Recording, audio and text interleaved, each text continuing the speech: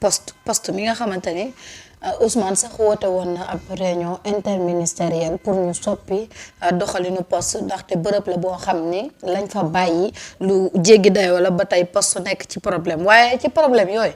dafa am benn cadre bu bokk ci ressources humaines boo xamante ni dafa sàcc lu toll ci 32 millions yoo xamante ni daal pour retraité yi la ñoo ko moom PC Badiane nekk chef de subdivision de coordination et de suivi aux ressources humaines bu poste moo détourné daal lu toll ci 32 millions yoo xamante ni dañu ko jagleeloon ñi nga xamante ni ñoo di retraité yi loolu nag lu tax ñu xam ko dañu doon def ab audit interne boo xamante ni ñu ngi ko doon amal foofu ci la ñu gis ni xaalis boobu moom daf kaa détourné waaye yow xaalisu retraité yi nga jël ko yóbbu.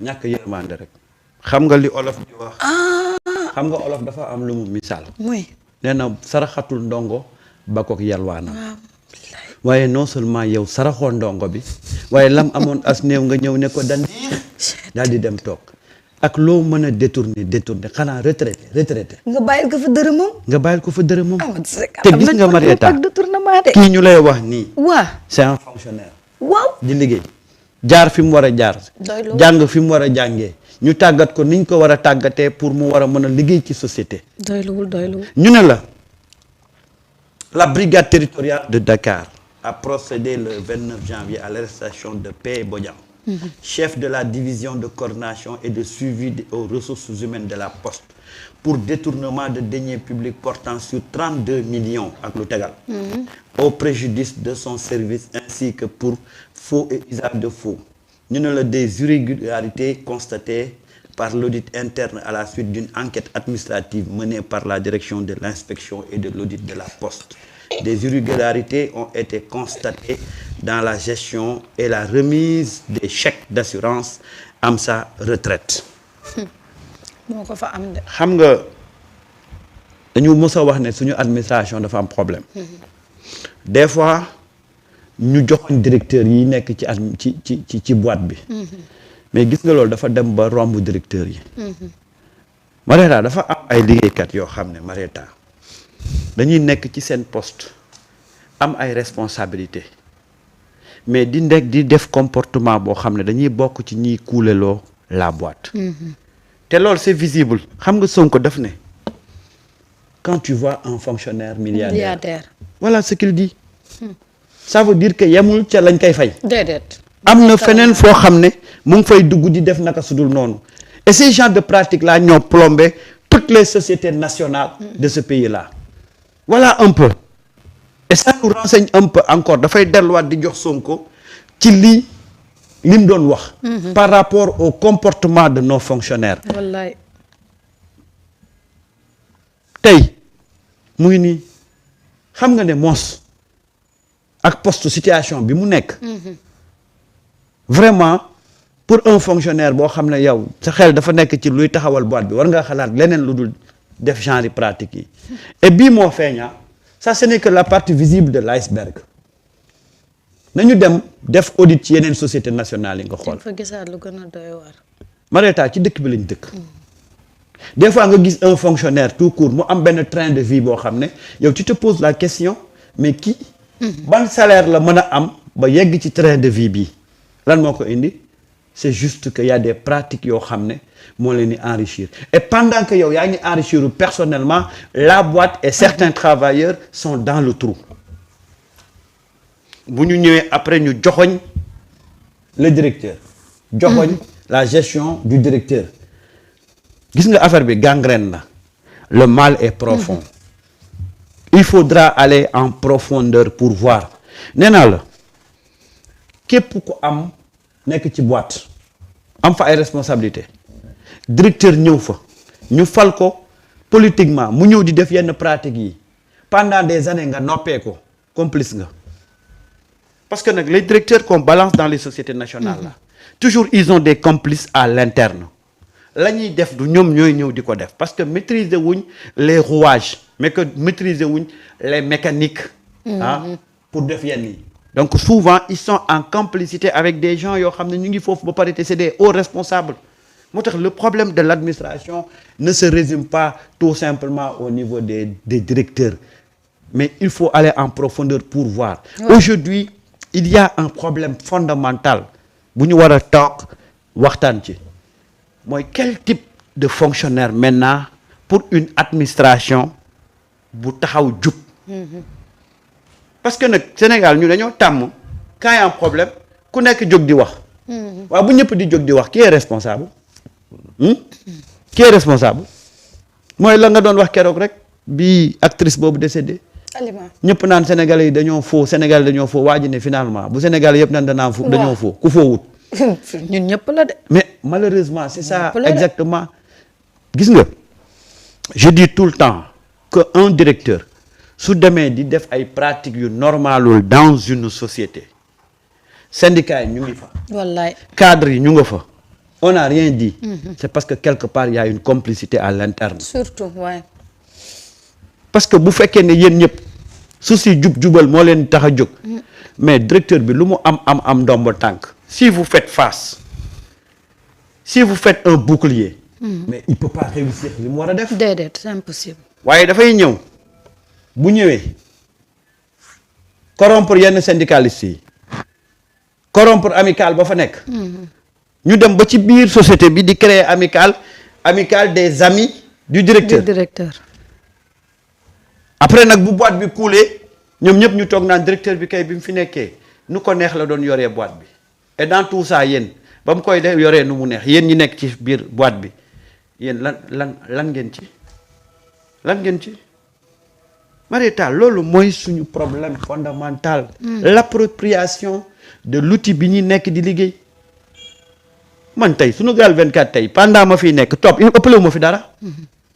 bés bu jógee di def loo xam ne dafa jëm ci luy yàq kii bi danaa ne ko déedéet bu mu munul nekk ma jël samay bagages dem toog suma kër naan sama café deseeg yàlla ma doon àndal. waaye bu fi nekkee di yàq ma ne pataaral mais bu yàqoo moi je suis complice. ba pare doo je suis aussi responsable que lui. mais est-ce que nit ñi am nañ boobu taxawaay. déedéet. est-ce que nit ñi am nañ boobu taxawaay. et malheureusement tout le temps c'est comme ça ah dañuy un directeur. fol ko fa muy def ay pratique am ñëpp noppi bés bu demee nag ku nekk naan moom de lii la fi nekkee woon moom de lii la fi nekkee mais ba mu ko fa nekkee yow qu'est-ce que tu as fait pour arrêter ça. qu'est-ce que tu as fait pour dénoncer ça ah. rien. di détourner xaalisu retraité. mais lii c'est dama jaaxle sax Sénégal. lii c'est la face visible de l'iceberg. nañu dem continuer di audit xam nga poste dafa def audit interne. moom moo joxe résultat bi des na yeneen résultats yu ñëw. des na yeneen résultats yu ñëw.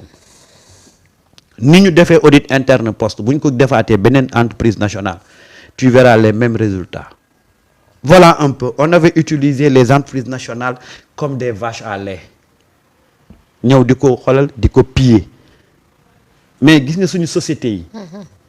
tëgg nañ leen tëgg boo xam ne Marieta li ngay wax rek mooy. réactualiser. Ouais. mais ni ñu leen tëggee s'il y a une bonne gestion. day dem tey regarde Dakar Dem Dikk. problème de gestion. demal Dakar Dem Dikk. l'actuel directeur de Dakar Dem Dikk est en train de faire de très bons résultats. mi ngi def liggéey bu am solo. voilà. je le connais pas xaw ma. waaye ma ne mag yow ci yem. du ma koy faral gis muy def sotti mais mi ngi def liggéey bu am solo. mag yow ñoo ci yem. xaw ma sax turam. man mii xaw ma turam. xaw ma kenn Dakar Dem Dikk. waaye xam nga Sénégal dafa naqaree wax. boo tuddee tur ñaari yoon ñetti yoon. ñu ne xëy na dafa am waa ji lu mu koy defal ci suuf. xaw ma sax turam dimbale leen ma ci turam. kenn xamu ko waaye nag ñun on veut prendre. ñun on veut prendre ces gens là pour def leen des exemples à suivre. fii ku fi def lu baax. aajowul ñu xam la wala ñu ñàkk laa xam. déedéet dañuy toog wax ko. ku fi def saafaan wa ñu wax ko. mais en peu de temps le monsieur là il est en train de redresser Dakar Dem Dikk. wallaay il est en train de redresser Dakar Dem Dikk. donc Ousseynou Sylla merci beaucoup Moussa. Ousmane Sylla. voilà il est en train de faire un excellent travail. parce que tey ñun suñu société yi nit ñi ñoo ko soxla. la demande elle est forte. donc société boo ci taxawal mu dox normalement Marieta dafay bu fa jubal tekkee rek. non Assane Mbengue merci beaucoup Fodène Assane Mbengue. gis nga bu fa jubanti nekkee rek société bi dafay taxaw. day dox parce que société yi dafa nekk société yoo xam ne Dakar Dem Dikk tey nit ñi dañuy wax naan na yokk ay bisam. tellement que la demande elle est forte. Elle est forte. tey si on revient au cas de la poste mais poste tey am na noo koy defaraatee tuuti rek mais poste dafay tegu ci raay. mais poste tamit est-ce que jotul ñu jox ko militaire yi. fi que nag poste mii situation bii mu nekk.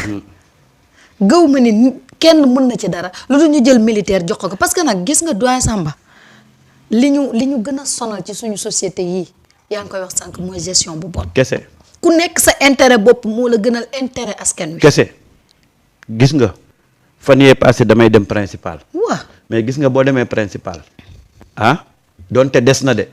mais ordre ba ngay gis rek xam ne ñañ ko dékk mooy militaires yi ils sont en train de faire un excellent travail. billaay.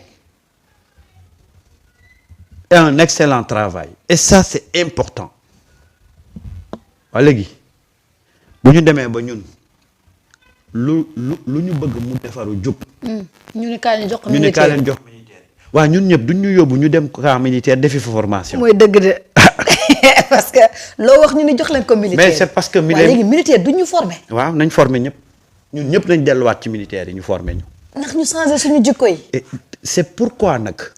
Marieta c'est pourquoi aujourd'hui si on veut changer renverser la tendance. Ces jeunes là nañ leen jël di leen yóbbu camp militaire. c'est-à-dire que aujourd'hui moi je pense que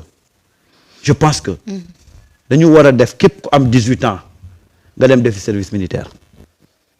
comme d'accord nañ ci ne tey suñu militaires yi en termes de bon comportement en termes de jub exemple lañ ci mais bu ñu bëggee defar pépinière bu bees nañu fexe ba léegi ñu génne benn loi boo xam ne à partir de 18 ans nga dem defi service militaire.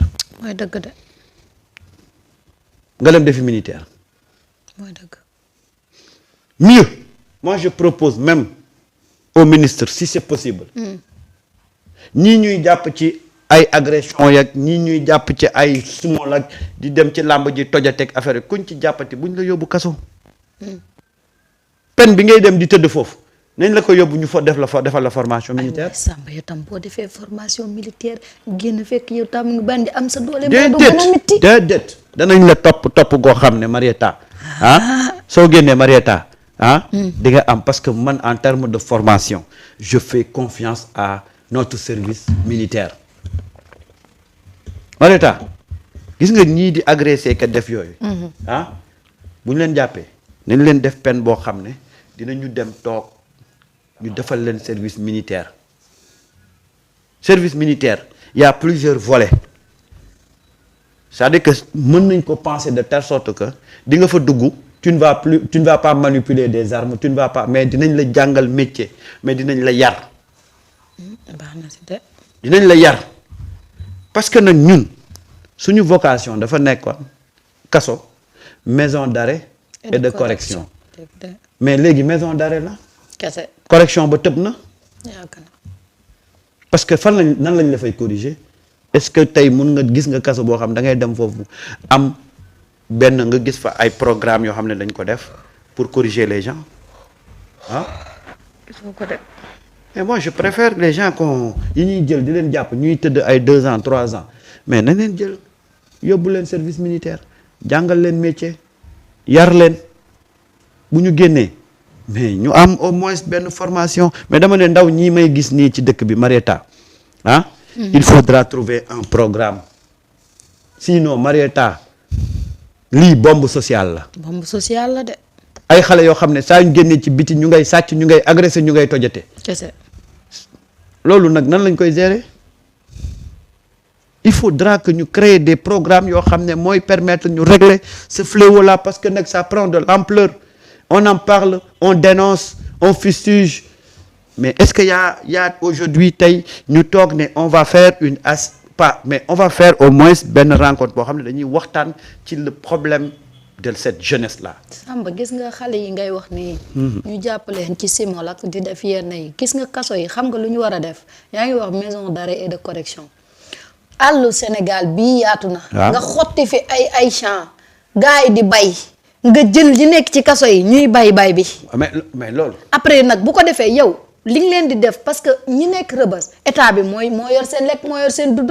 léegi yow boo leen jëlee yóbbu leen ñoom ñu dem bàyyi loolu correction la déjà nit ki bu génnee sax non seulement dina mën dara dina am métier mais en plus ku xalaat ni buñ la jëlee ci àll bii lañ lay yóbbu nga bàyyi ji bu guddee nga ñëw tëddi lu bëri dina changer. xam nga loolu pour mu efficace man jàpp naa ne tey armée bi moo mën a def loolu mu efficace man jàpp naa loolu c'est-à-dire que on va les former dans les métiers de l'agriculture. ñu dagg ay tool yóbbu leen fa ñuy béy sous la supervision de l'armée et c'est possible. mooy dëgg de. ñii nga yóbbu leen nord ñu béy ceeb. ñii nga yóbbu leen sud. ñii nga yóbbu leen ci bassin arachidier bi. mais c'est un programme boo xam ne dañ koy jël teg ko gars yi dem ñii dem béyi ñii dem mais loolu il faudra qu'on réfléchisse sur ces genres de programmes là. D'accord. Parce que nag Marieta. C'est l'homme sénégalais qui a des problèmes. C'est vrai hein. Marieta sàccu ndaw yi la ñuy jàpp.